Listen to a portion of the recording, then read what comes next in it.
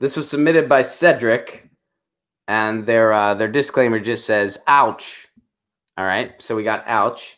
What's the article? Apple employees can't stop walking into the beautiful glass doors at the new Apple Park campus. First world problems.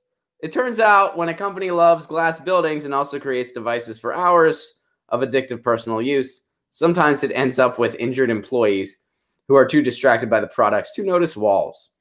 A report from MarketWatch today details how the company has had to call emergency visits to assist emergency services, to assist multiple employees who can't help but accidentally walk into glass walls. The new Apple Park campus was slated to open last year, but many employees only began moving into the building early this year. The irony is delicious that Apple employees were too glued to their iPhones to notice the harm they're bringing upon themselves. So people were so into their phones that they would walk into glass walls. So this article is kind of funny and also kind of insanely depressing. You know what's so weird to me? And granted, this is coming from a guy. I have not had a conventional day job in years. It's been almost a decade, and I hope to never have one again ever in my life. Because why? I mean, why? Like I just and I know for some people it works. For me, it never did. And I've been lucky that I've been able to, just be creative for a living. But here's the thing. Our corporate work culture is so Orwellian and creepy. And I mean, so why instead are they just like, oh, we got to do something about these glass doors? People keep walking into them all willy-nilly. Why aren't they looking at the fact like you guys are so addicted to these devices and you're working so hard making the next little upgrade that you walk into shit? Same with I never understood the workplace related injuries where instead of examining our work culture and being like, gee, most other countries that have the wealth that we do not work the way we do. Most don't. I think it's like us, Japan, and like China, I think, and maybe one or two other places. Like all European countries, their work culture is way less brutal than ours. Canada, list goes on and on.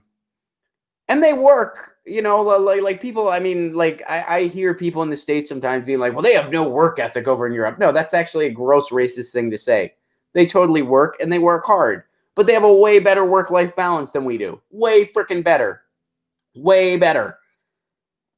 And I love how instead of, and this is, again, here's another symptom of capitalism to call back to what Shalai said in, and just a big picture thing here. What capitalism does is they try to throw money at a problem. They throw a product at a problem. We have a problem. What can we make and profit off of to solve it? Not what's an actual solution that may or may not involve a product, but what can we throw at to solve this? So instead of saying, oh, people are getting injuries because they're sitting for so freaking long at an office, staring at a screen, looking at numbers that in the long run probably don't matter, being underpaid and underappreciated for a boss that doesn't give a shit about them. Instead of saying, hey, maybe we should do something like that. Like, hey, I don't know. Here's some solution you guys are throwing in that are great. A 28-hour work week, a minimum of 4 weeks vacation. Why don't we do that? Other countries have it. What makes them so special? We can do it here. We just choose not to. Instead, we want to fuck over workers harder by having bullshit like right to work. So anyway, instead of visiting our work culture and seeing, hey, this is fucked up, we got to do something about it.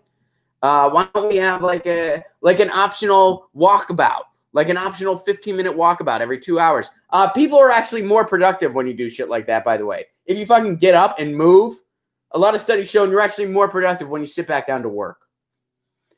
But instead of doing that, we make fucking different types of desks and different products. It's so dumb. It's so gross and Orwellian. And the nightmare's already upon us. It's already, I mean, corporate culture, if you work for a big corporation, it is so disgusting. They encourage dog eat dog. They encourage fucking over your peers. They encourage homogenize. If you don't think for yourself, you'll get further. Yeah, I mean, Forever Voting Third Party points out a clip that was really popular recently. This woman said something. George W. Bush was there. She said, like, oh, I work 3 different jobs. And he said, oh, isn't that uniquely American? He celebrated that a woman had to work 3 jobs to survive. We celebrate that here. How fucked up is that? It's so gross. It's so gross. And for anyone that works in a place like that because you got to pay your bills, I'm sorry, and I'm not trying to come down on you. But man, it's just amazing how hard we're getting screwed. In capitalist America, lifeless working drone be you. Exactly. Rachel points that out. Hey guys, thanks for watching. That was a clip from Get Your News On with Ron, the world's first viewer-curated streaming news show. What does that mean? That means I log on to a stream and people tweet me articles over on Twitter at Ron Placone, or they use our Reddit subsection, which is just Get Your News On with Ron over on Reddit. And that's how we build the show. I'm seeing all these articles for the first time. We are literally getting our news on together. Follow me on Twitter at Ron Placone so you can participate. And this show streams live every Tuesday through Friday at 10 a.m. Pacific Standard Time. So please do tune in. If you want to support this show, you can do so over on patreon.com/Ron Placone, where for as low as $1 a month, you get access to exclusive podcasts every week, exclusive videos, free tickets to shows when I'm performing in your town, and more for as low as $1 a month. Please do consider it. Thank you so much for your support. This has been Get Your News On with Ron.